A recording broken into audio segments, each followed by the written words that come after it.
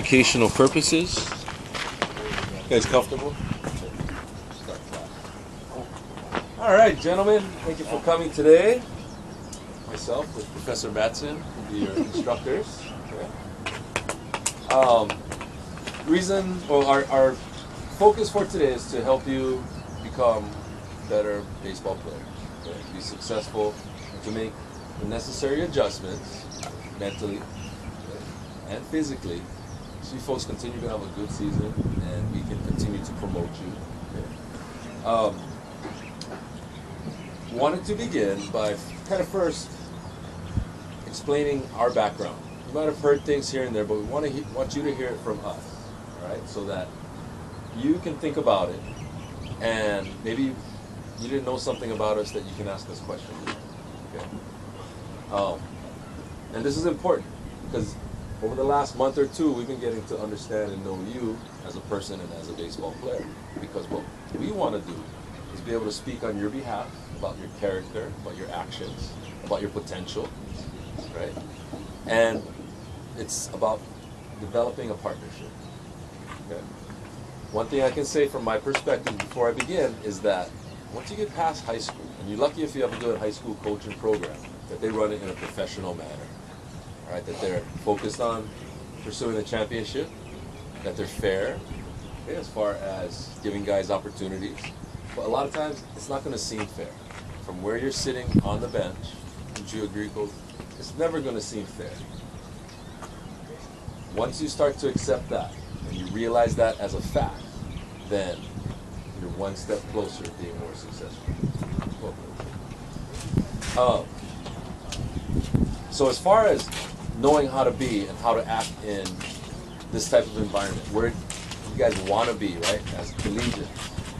You want to be a part of a team that plays in a conference, that has a website, you have a profile, and that it's something fun to do while you go to college, right? It's something that you've been working on your whole life, and here's a chance for you to continue that, to see where your abilities and your passions can take you. That's the approach that you need to take. And that's the approach that we saw, okay, as far as in each of you, our cookies, the ones that we want to sell or promote. And so it's the partnership. You guys practicing being professional. Starts with honesty. Honesty with yourself, honesty with each other, honesty with us, okay, with your coaches. It comes down to also wanting to improve.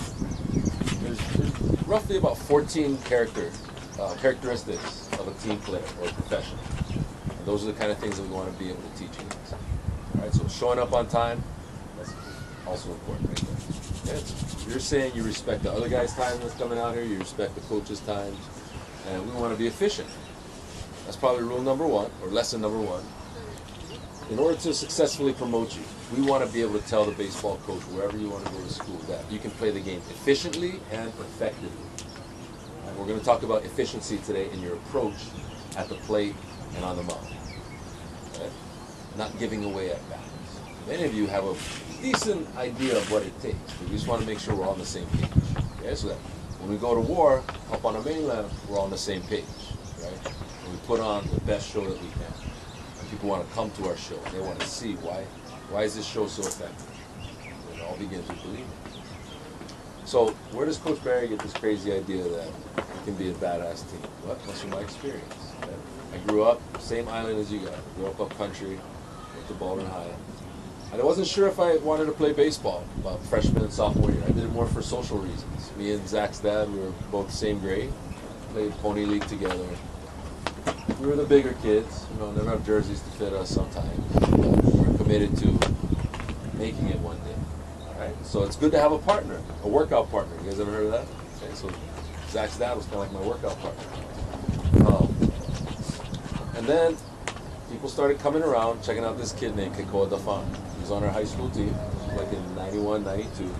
He threw about 89, 88. Did you ever face him? No. It's righty from Keenan. He coaches now. His boy's playing Pono. His son, Bryson, was a pretty good ball player. But the scouts came around looking at Kikoa because they heard this guy can throw hard. What happened as a byproduct of that, other guys started getting looked. Zach's dad got looked. you and I both got looked at by UH Hilo. Who else came around? Pro teams came around. People eventually got drafted by California Angels. And Coach Espirito might have had a hand in that, perhaps. He was maybe a bird dog for the Angels. Coach Espirito's at Boulder. So there's a lot of people that are around that are passionate about helping kids get to the next level. So anyway, Minnesota Twins scout comes and takes a look at the farm, and he's also recruiting for the area code team. I get an invite to go area code team. I don't know what it was. Okay, research it. That's where they take the best juniors from around the state, and they go and play. And where we went was Fresno. Okay, we were the Astros. So on that team, I played with Donnie Kadokawa, Brandon Toro, Chris Truby. These are all guys that are still in the game. You might recognize their names. Okay, so Kadokawa is Kado outfit. From there, this little pudgy left-handed kid from upcountry Maui saw a lot. I got to play against Nomar Garcia-Parra, Derek Lee, big Popolo guy, and I got to go check out some colleges. And it was an important trip because it validated, or at least inspired me, to continue working hard, to pursue that. Fast forward to my senior year, I end up talking to Sonoma State, which is Northern California, good program, but I didn't have the math credit. So the coach said, you know what, I got a friend down at San Francisco City College, Rob Wilson. That's who Coach Chase played for. Cornelius. Said, look, you go down there, make up your math credit, and transfer in after your freshman year. That's how coaches get players. They find ways to help them get eligible to get what they need academically. Okay. However, I'll go in Texas, and I went to go, I said, you know what, I want to go take my chances. So I went to go play summer ball up in Texas, and ended up signing at Howard Junior College, which was in Big Spring. It was a wonderful experience, because when you leave home, you find out what kind of person you are. Okay? Do you like the big city? Do you like the country? Do you have to have a lot of people around you helping you? Can you be independent? Okay. So by going to that junior college, I found out I don't like living out in the country, and they wanted me to only pitch. I wanted to hit. Okay. So I go back. It's a little lesson: don't burn bridges. To San Francisco City College and say, hey, coach, can I transfer at semester? And I explained myself why, and said, okay, yeah, he's going to give me a chance to hit, but I come in and know that I got to be a left-handed pitcher. So you kind of have some negotiation. I got a 3/4 ride at Howard. But if I go to California JUCO, I gotta pay. Okay, so I gotta think about that. When you guys pay your monthly payment, it's like your tuition. You're not paying the entire tuition, but you cannot go to school. You cannot be on the baseball team if you don't pay your tuition, right, coach? You'll be like, oh, man, we gotta go to the controller's office. We don't have you on our list anymore. You don't want that to happen. Okay, so go back to California. They give me a chance to hit. Playing in the Bay Area, it's a giant city, and it kind of caught up with me. It's expensive. You got to think about that. The cost of living is a lot more. Kept my bridges good in Texas. Drove back, went to Texas, tried out for TCU. It was an illegal tryout. I wasn't supposed to be out there, but the coach said, "Yeah, I'll come take a look at you." It was cold. Just got done driving 2 days across the country, and I wasn't thinking. I threw a great bullpen, but I couldn't feel my arm afterwards. I was doing improper lifting, too much front, not enough decelerator muscles in the back. But I enrolled, okay, because I wanted to play against the big teams: Texas A&M, Rice, Baylor, Texas Tech, HPU, UH Hilo. Hey, I got 2 free trips home because I stuck it out there at TCU. Okay, it wasn't the ideal playing career that I dreamed of here when I was in your guys' seats, but the story continues. Okay? I go to TCU, my arm's messed up, they don't know what's up with it for like 2 or 3 years. I want to find out what's wrong with it.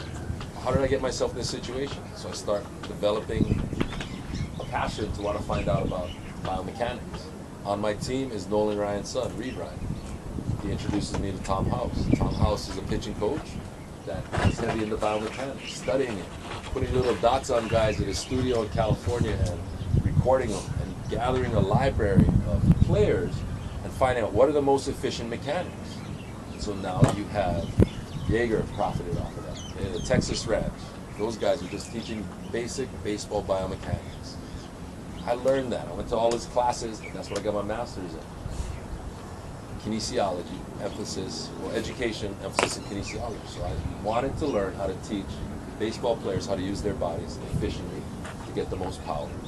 Okay? Because I knew I had other guys that was coming from Hawaii that could play ball. But listen to my story. I was athletic, but I was raw. Because I was raw, I broke down fast. Okay? Because I broke down fast. Everybody else that was my age, my graduating class, kept progressing, and I had to do a lot of catching up. But do you guys want to be at the front of that, or do you want to be where I was, injury rehab? Okay, so I'm going to want to teach you guys how to take care of your bodies. Fast forward. I got into a couple games at TCU. Played at University of Texas, pitched an inning, my arm messed up again, but I wanted to play pro ball. That was my dream. So pros would come around TCU, they'd work out ahead of time before spring training, and some of them would go play independent ball. They hooked you up, or they said, hey, go to this trial. So after a mediocre college career, I played independent ball for 2 years. Got paid $1,000 a month for 5 months to play out in Abilene. I was a pitcher, I was an outfielder, I was a first baseman, I was a third base coach. I went on 12-hour road trips on the bus. Our manager bought us beer. We passed out. Woke up the next day. We played baseball. I had no baseball card. Okay, but I could have been released the very next day. Talk about professionals. Like, dude, if you don't do your job, you do stupid stuff off the field. You can't sell tickets for people to come and watch you. So here's case in point. Life's not fair. I go to Lubbock, Texas, where Texas Tech plays. And there's a guy who's written a book about ragging, okay, ragging baseball players. And he's there, and he's ragging us. And they're ragging me on the PA like, now batting Barry Takahashi. Like, totally ragging my Asian ethnicity, okay? Go to Texas A&M, it's like, hey, pineapple chucker, you throw pineapples to them? Right? They look at where you're from. They're gonna try to get you to, what? They're gonna get you to try going, they try to get in your head, right? And I was a part of several brawls with the guys that I played with at TCU, okay? It's because we all fought together. We fought in Baylor, we fought in Texas. We're the Fighting Horned Frogs. So the group I was with embodied that. HBU. HBU. We do this. We do what? Windstrap. Okay? You don't want to get hurt in the strap, okay? You know? Put your glasses down on the side. Make sure you're not going to get cleated. Okay? It happens. It's part of a show. Okay? Part of that rivalry. So from TCU, the Ryan family, they helped get me into scout school. I went to scout school in Arizona for 2 weeks, sponsored by the Scouting Board. That handout I shared with you guys that we did the clinics on, that's the foundation of what scouts are trained to look for. Okay? Scouting has changed. Instead of guys writing out little profiles and mailing it in, video, and it goes on word, people's perception. Right? Tell me about this kid. Is he smart? Is he going to go to college? Is he going to quit when times get tough? You know? And these guys out here that I've assembled, we want to say good shit about you guys. And we think we can. You know? But it's a partnership. We got to keep working and building that. Okay? So currently, I associate scout for Houston Astros. In the news today, Coach Dudawa saying he's an associate scout for the Texas Rangers. That's great. People are looking at the quality of ball players here and thinking, hey, we can market these guys. Isaiah kind of right? Catches for the Texas Rangers. Tony Della, right? He was with him, he got traded. Well, just Connie Cole being up there. You guys all hopefully got to meet him. It's all so yeah, I played independent ball. I worked for the Royals for 1 season as injury rehab coach in Florida. I did basically workman's comp. They gave me all the injured players. I got them back healthy. And then they said, all right, you're getting released. We're returning you to the marketplace in the same condition you came. And I'm like, how am I doing out here? I could be coaching local kids instead of just rehabbing guys on the mainland that don't want to be there. So I decided to come home. Fast forward to now, I got family, still got friends here, and this is my project. Yeah, this is our project. You know, this guy, he was sad last week when I said we're not gonna have a workout. Man. It was, you know, because it's passion, and we know what can happen. Right? So that's my story. All right. I look forward to sharing more with you guys, like about the fights, about getting in trouble, staying out of trouble. Coach Keone, I'd like you to share what you want to share. If you want to tell them now about you or your playing background. Grew up Waianae, and we moved to Hilo. From desert to rain. Learned how to throw a ball in the rain. We played in the rain a lot. But from high school, I went to HPU. I wasn't one of those smart kids. I always had to, like, nose in the books. I was a shady test taker. Still am. But I got one break from, at that time was Coach Boy Eldridge, and he brought me on the team. I had to do, right the day after after high school, after I graduated, I had to start summer school. I never had any rest, just straight into college. I had to take 4 summer classes just to be eligible to redshirt my first year because of my grades. But that just taught me that, you know, if I keep working hard, you know, one day I'm gonna get to play, you know. So once I got done with that, I got recruited as a second baseman. I was 145 pounds, fast. But Benny Agbayani, you guys know who that is? Yeah. He was our center fielder at the time. We knew he was going to get drafted in his junior year. So Coach Boy told Benny to teach him how to play center field. So not really knowing about outfield, I got to go outfield, and Benny Agbayani taught me how to play outfield. And so once he got drafted, I was a starting center fielder for HPU. But through that whole process, during my whole college career, I always, and Coach Boy Eldridge would always have him deal with all his players. His deal was, you get on twice during a game at the plate, and you play the next game. So that was the deal with every player, no matter, well, except for, well, Benny always got on. So anyway, but that was the deal, and that was what drove everybody on our team to be so competitive. And that teaches you a lot, because when you come to practice, when we went to practice, was like balls out every day. And we practiced it, like, this field is gorgeous compared to the field we practiced on. We practiced at this place called Kehi Lagoon, and we would take 8 buckets infield a day, and you'd eat half of them with your face, you know.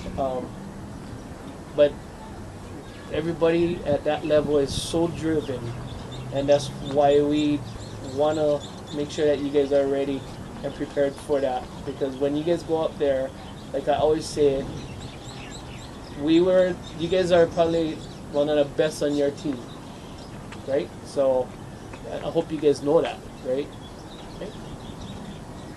When you guys go to college, that's all the best guys on every high school team that is going to that school. Yeah? So now you guys might not be the best, but you guys have to have that mentality that you are. That will keep you driven. You will always push to be the best at what you do. So what my point is, you do that in school, and even in life, you guys are going to be able to do that too. You know, so it's on and off the field that we're trying to teach you. Because your dad, look at your dad, he's the vice president for Bank of Hawaii. That's up there, bro, you know. He kept building himself, like in college, because I faced your dad. We almost in brawl with your dad, guys. But anyway, we in brawl with Coach Barry, guys. But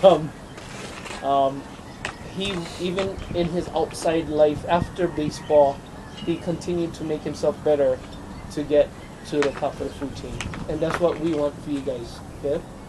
You guys, one thing I can tell you about you guys is, you guys being here, you guys get heart ready. You guys have that drive in you. Okay? So you guys just keep on working hard. You guys all get the skills, I can tell you that much. I keep asking all, like, Coach Barry, Chucky, Coach Chucky, Coach Kyo, like, man, were we even that good when we were you guys' age? Like, I keep questioning that because you guys seem so much more advanced than we were at your age than we were, at when we were your guys' age.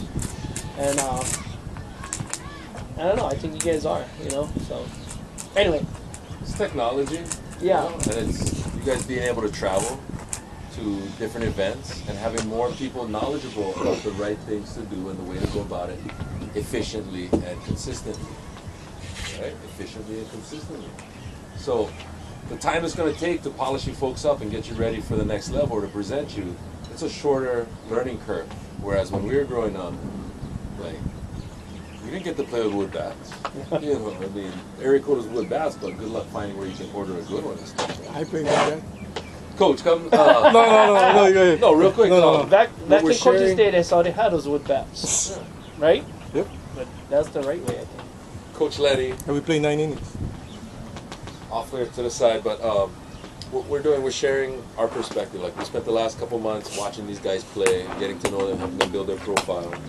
And can you share just, as much as you want to share about what makes you knowledgeable or what you're passionate about, and what was your path to playing college For ball? me, it was my stuff is simple. I'm not going to give too much talking and stuff like that. But I just love the game. When I was growing up, we would meet over here and we'd play. We'd play all day. We only get 4 guys.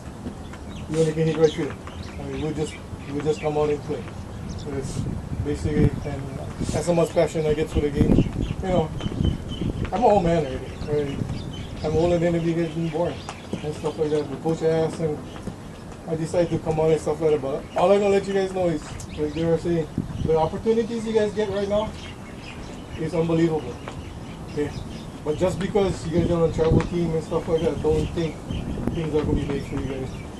A lot of the stuff that gonna make you better is the things that you do at home on your own. You come over here and if you're working on something, work on what you're weak on. Don't work what you're good at, because you're already good at that. But if you come over here and you're working on something, when you go home, I was a shitty fielder. My dad told me, throw the ball against the wall. And for a couple months, the ball used to beat me. I used to be so frustrated, I used to stop. But once I got into the thing, that was a routine. Just throwing the ball against the wall and just using my hands. That's it. Throwing the ball. Coaches tell you, throw it on spot. I had on spot on my wall, not even there.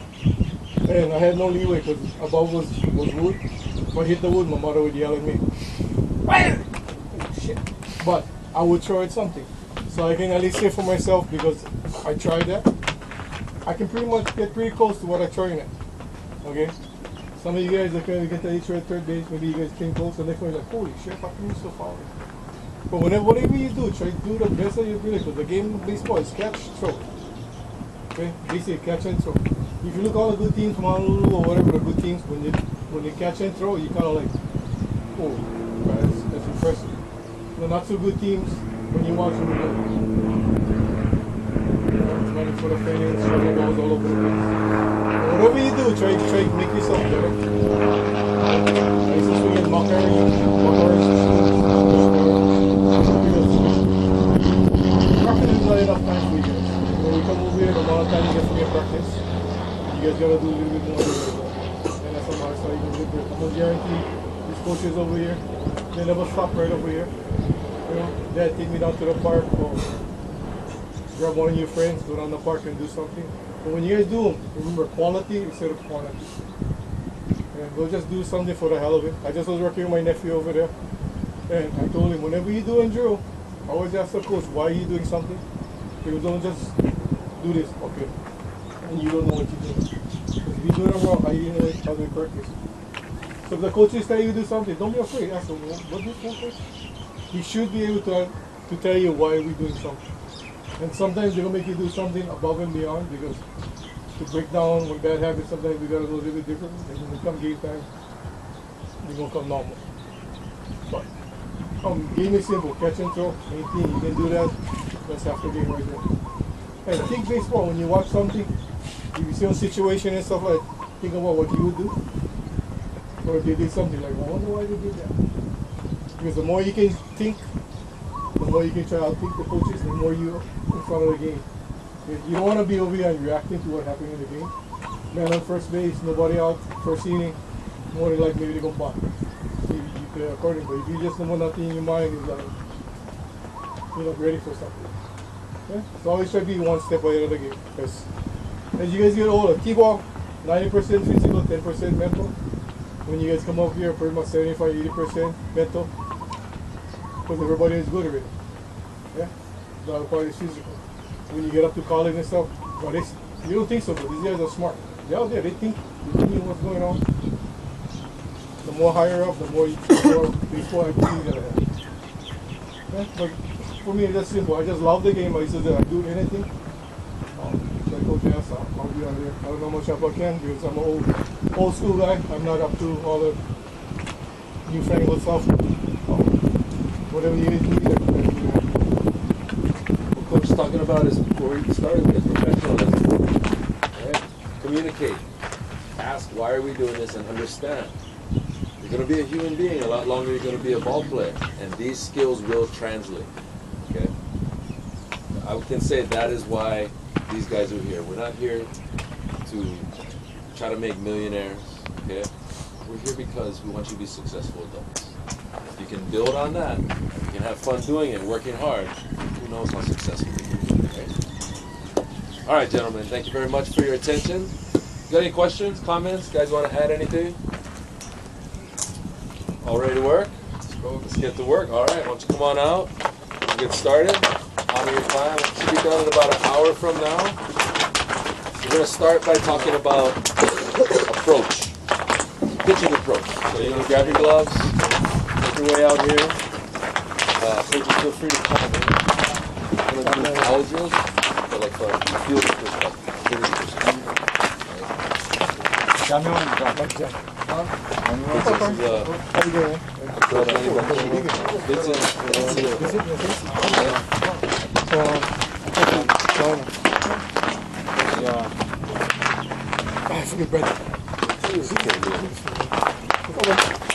Stand up as long as you can.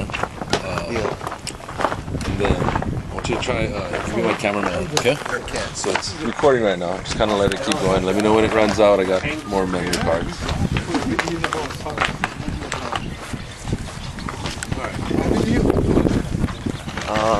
We don't know yet, but my knee.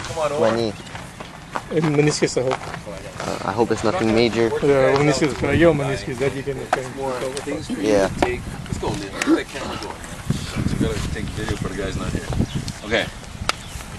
Hey, promotion. Get you guys money from Major League Baseball and Players Association. It's gonna be a promo video. Coach, I can have. Yeah, sure. Come on. Guys, another thing. This is one of my pet peeves. When coaches come over and they ask you to do something like that, awesome. Yeah, don't take you guys time walking in and stuff like that. Because when you guys go to the mainland and stuff like that, you guys don't know who's watching on the side. You guys trying to go up and impress somebody over there. And the first thing you can impress them with is your hustle. Yeah, running in your own dugout. If coach is calling something, like that, they want to see the last guy. Yeah, you don't want to be last. Be last. You know, what I used to guys tell you guys? Don't be the last guy. Don't be the last guy. Yeah? You don't want that because old school with my dad, he walked like that. We start running to the fence and stuff. His dad was my favorite coach. So always hustle. Doesn't take talent to hustle, but it looks really good when the coaches see hustle. That's the first thing they call. This guy gets. And listen to the guy. Don't be looking all over the place. Eyes to the base. Perfect. Thanks, Coach. So, yeah, we're not going to exhaust you folks today. It's more about technique, okay? As I mentioned, biomechanics. Biomechanics is knowing how to use your body to get the most amount of force, okay, in terms of maybe throwing the ball or delivering it with power, okay? Or arriving efficiently when you're fielding, right? Having good footwork, the timing element there, all right? So, getting ready for our trip and future trips, okay? Everybody needs to be able to throw strikes, or at least understand what it takes to throw strikes. You may not be a pitcher projecting, but still understand what it takes will help you as a hitter maybe get a better idea of what the guy on the mound is going through. Right? If he doesn't have it, what are the thoughts going on there? So like, what are the biggest fears from those of you guys that do pitch? What do we have to deal with? What do we have to get over to be a successful pitcher? The Hitting the batter. Okay, yeah. Number one, beaming the guy down there. Okay, okay. What's the next thing we got to get used to? The crowd noise. Okay. Come on, throw strikes. Right. Your dad, your grandma, your grandpa. The situation, what to do with the ball. Right, when it comes back to you. What else? Walking. What are your fears when you're pitching? Walking the batter. Right, letting your team down, wasting. So what we're talking about is kind of approach here as far as pitching wise. We want to be efficient. We want to be able to set, pick up our leg, throw a strike, and put it in a place. Typically it's going to be on the inside part of the plate unless the guy absolutely punishes the inside part of the plate. The answer I was looking for is you got to get over your fear of being hit. Not hit by the ball, getting beamed by it, but guys squaring it up and hitting it far. But that's why you got outfielders, right? When you're able to use your defense, right? Your catchers love you more because you're not wearing them out, right? So Keone and I, we were battery mates playing AJA for like what, 5-10 years maybe, hopefully, right? We'd show up just like what Coach Lanny's talking about. You show up because he loved it, and we worked together, right? I wouldn't have my best stuff every time, but he would figure out what was working and what I got to do to throw strikes. Right? I didn't want to be on the field any longer than I had to. I want to throw 3 pitches and get out of there and let's go hit and play baseball, have fun. So I want you guys to kind of have that same approach, okay? So we want to be able to throw and locate the ball. Everybody, I'd like you to partner up. We're going to partner up and we're going to go over towel drills. Okay? How many of you have done towel drills before? Please raise your hand. Excellent. Okay, so it's something you can incorporate into your regimen of training. Okay, you guys got your partners? Yeah. There should be, you got 2 right there. Partner in grading? Yeah. Okay, 2 folks. All right. So why do I like the towel drill? The towel drill gave me a chance to get a lot of repetition in without actually throwing. So you guys have tender arms. This is ideal. All right. The premise of the towel drill is that you can practice your mechanics while not throwing a ball, but the towel and the resistance, right, from here is similar to throwing a baseball. Okay, the amount of drag that the towel creates is similar to where you want to direct and then deliver it. Okay? So first I'm going to go over the balance points, review real quick here. What you're looking for before you start the towel drill. And then after this we're going to break up into partners. We're going to do sets of 10. Graydon, will you be my partner and hold your glove like right here for me, please? All right, so first, right there's fine. First thing you got to do is measure the distance. What is the point of reaching out and getting out in front of the towel drill? Release point. Okay. We're talking about release point. If we throw from here compared to here, what does the batter have more time to do? React, look, read, make a choice. Right? So it's in our best interest to get as far off the rubber as possible and to deliver out in front so the amount of time the ball has to travel is shorter. So that's one benefit of the towel drill. Second, we want to be online. We don't want to waste any motion or delivery or anything going out of place. So I'm going to go over the balance points. This is how you measure it off. You put your hip against the towel right here, or the glove. You take a full stride, then you add 4 paces. 1, 2, 3, 4. Make a little line right here. Okay. So when I was at TCU, my arm was bust. This is all I could do. All right. And what I learned when I first started out, this is the kind of thrower I was. Right? All right. I couldn't hit the target. I'm falling off to the side. All right. If I'm lucky, I can get my arm out in front here, but that's where I broke down. Arm separated right here inside, the shoulder laxity. Fast forward to studying about mechanics. Okay, so if that's my goal where I want to get to, the way we create force and direct and deliver is from the ground up. First, your feet have to be going to where you want the ball to go. Next, your elbows should typically be about shoulder height when your foot hits the ground, and your limbs are going to be equal but opposite. So whatever your arm is doing here, backside throwing, your front side, you're not going to see successful guys right here. They're up here, it's deliberate, they're hiding the ball. Okay? Moving forward, watch from the ground up. I set my hips, I stop rotating, I get my arm out in front, and I deliver right here. Okay? So the approach in pitching, we want to get to here, the same spot every time. The only thing that changes is hand position, curveball, changeup, slider, sinker. So from the batter's perspective, we can't tip them off with anything. We look the same every time. Okay? So I want you guys, you're gonna practice measuring, and we're gonna come around and critique you guys as far as, are your feet in a position to deliver your arm? Because here's what several guys that we're working with, they need to work on. And it's because we never learned this. You go, you throw, you step, this back leg goes dead, and then you throw an arm, and then the leg comes afterwards. All right? You're not using your kinetic chain as efficiently as possible. You're not using your legs. So what we look for is separation. Okay? This is the torque element. When we land here, you need to separate. Hips are going to the target. Chest is at a 90-degree angle, and you're going to feel some tension right here. As we're moving forward, it's that quick, slow, and then boom, bringing that hand from here to here in the spin. That's going to throw the batters off. Okay. If you miss the glove, you might be falling off to the side. All right. If you're short, you might be falling off to the side coming through here. What we're going to do is we're going to start at a comfortable place and start with 10.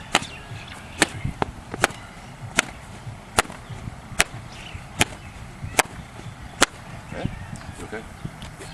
Elbow then wrist, elbow then wrist. And that's where I'm trying to get to, so that when I finally get back in the full distance and come through, I can deliver force. And that was kind of close, so I get further back. Okay, there, get out there. And I'm on my front foot, I have a strong front side right here. If you start rotating away, you're not going to be able to deliver the ball. We can throw strikes from there. Thank you, Graydon. Okay, so partner up, grab a towel. You hold the towel between two fingers, like you're going to eat some poi. Have an equal distance apart. And the person with the towel, you're going to need your glove. You want to do things you want to practice the skills you want to do regularly. Say hello.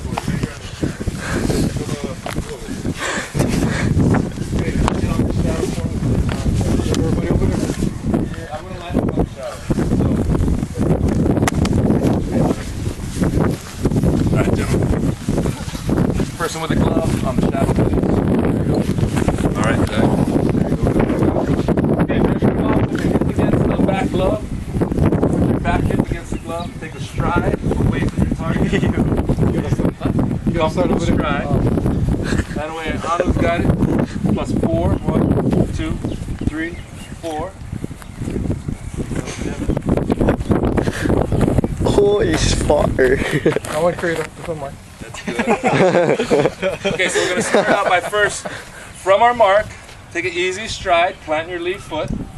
Alright, get your elbows out in front of you, hold your balance, give me 10 whacks. 1, 2, 3, 4. Hold that glove up for him, Graydon. Take a stride, go ahead and put your plant foot down. Alright. Thinking in your mind, putting my arm in a position to work. Whack your partner's glove 10 times without falling over.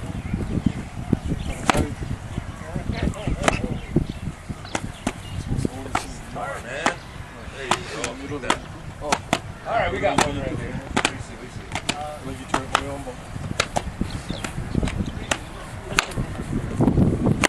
Firm front side.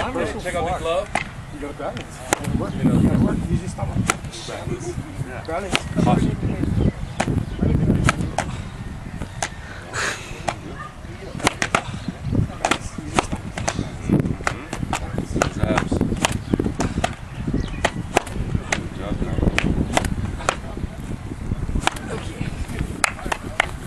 You can switch.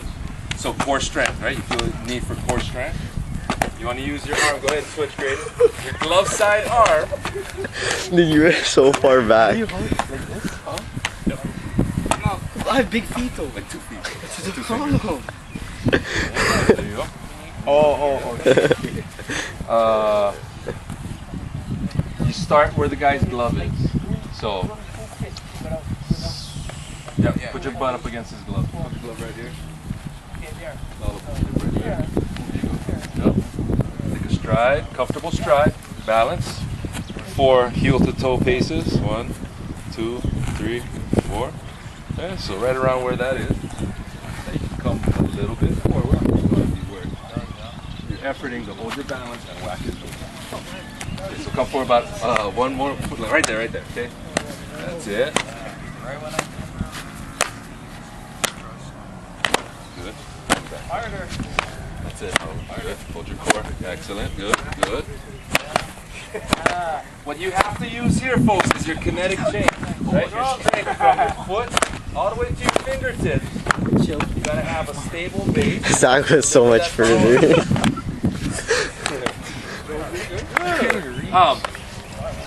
Hold the towel drill.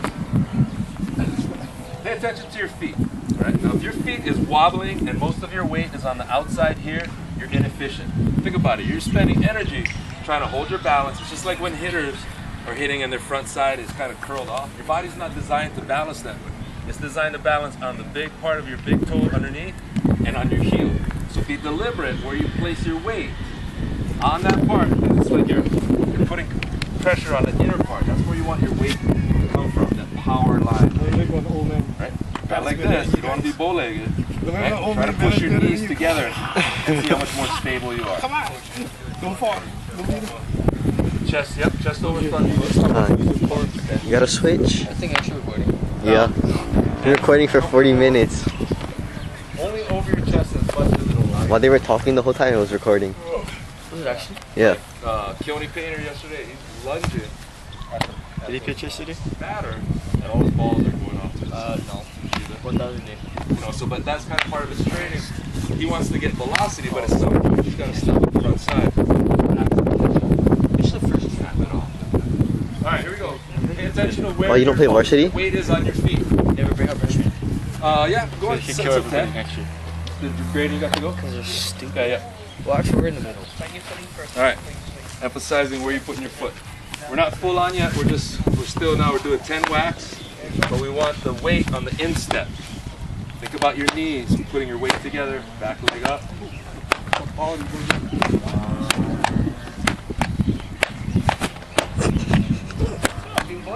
Elbow before him. There you go. Much better. Hey, don't get on the outside. Instep. Nice on the instep.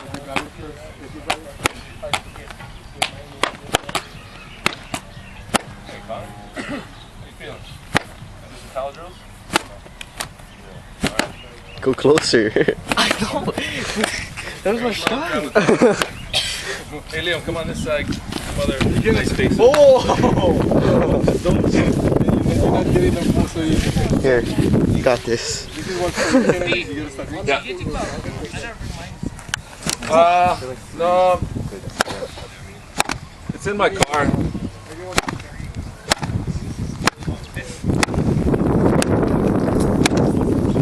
Let's see. Good. Yes. Firm front side. Good. Your leg. Bring my bossy one pretty soon.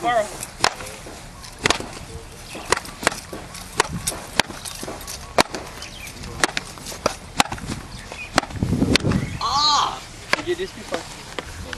Okay. So, this looks kind of close. So what you gotta do, you measure. I'm going to keep my glove here. And then, come here. Far now. And then, separate. Next step.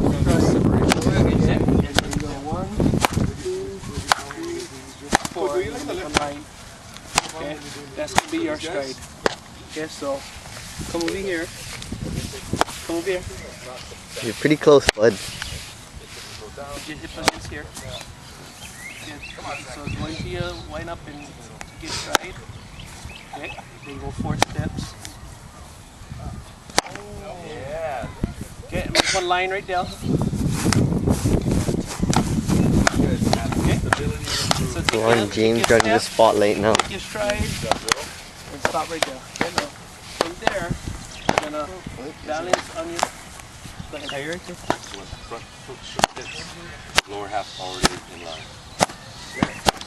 Step. So it's your target. Pivot that back to the left leg. Profanity. Get off your back leg. You're gonna go with 10 snaps.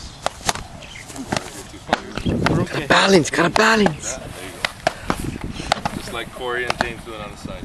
10 snaps without falling. Good. Is the sickness getting to you? What do you have to say? That's all. Good court swing.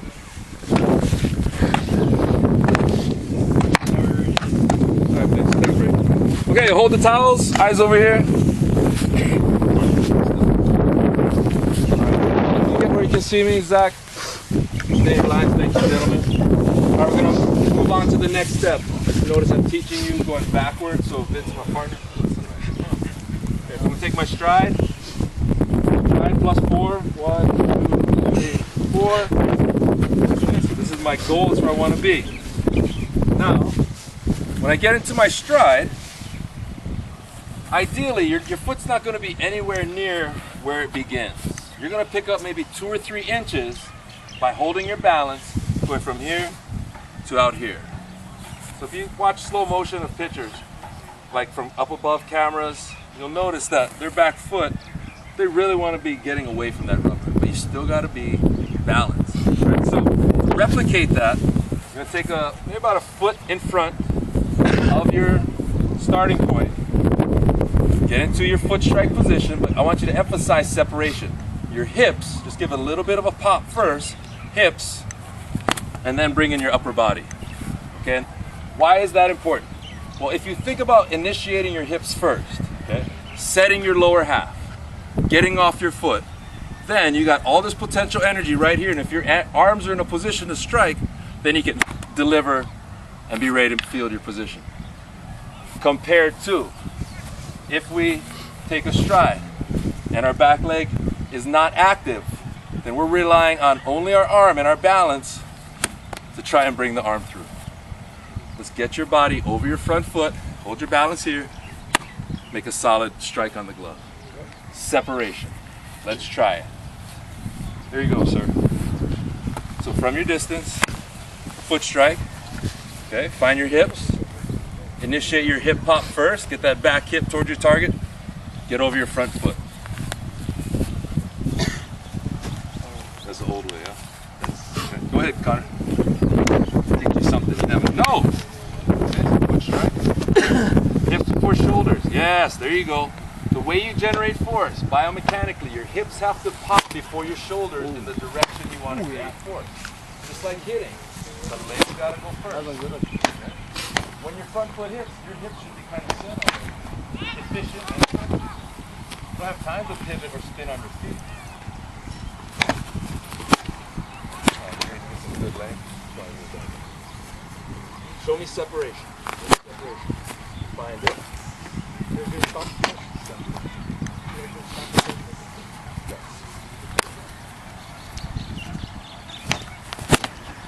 James, I think it's a pause first. Yeah. Like. Yeah, and then go. You're not pitching though, right? I do. You do. Yeah. Yeah. I started the first series. What? You just changed it to closer. Yeah. that lower half. If I can close the game. Yes, good, Corey. Think about hitting. This is how you generate power from the hips up. Yep. When I was coaching with Kansas City Royals, this guy, Bull Tartable's son, Danny Tartable, played in the big leagues. He was explaining to me how important it is to incorporate the hips when you're hitting and pitching. And he likened the action to making love to the ball. You have to make love to the ball. Hey, they don't know about this kind of stuff yet, about that. Bull crap. They took 7th grade health and safety. They took freshman year already. They can go get it. They know. They just punch the clown right now. They know. Punch the clown. Yeah. Oh, yeah. You guys, Punching they the made clown. parties. So pop that hit. Hit that hit. Separate. Here's what I'm doing.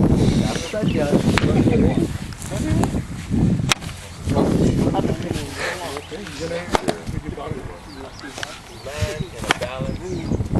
That's it. Good. That's it. Put that back in. Try to get off of it. That was all of it. What, hitting your hand?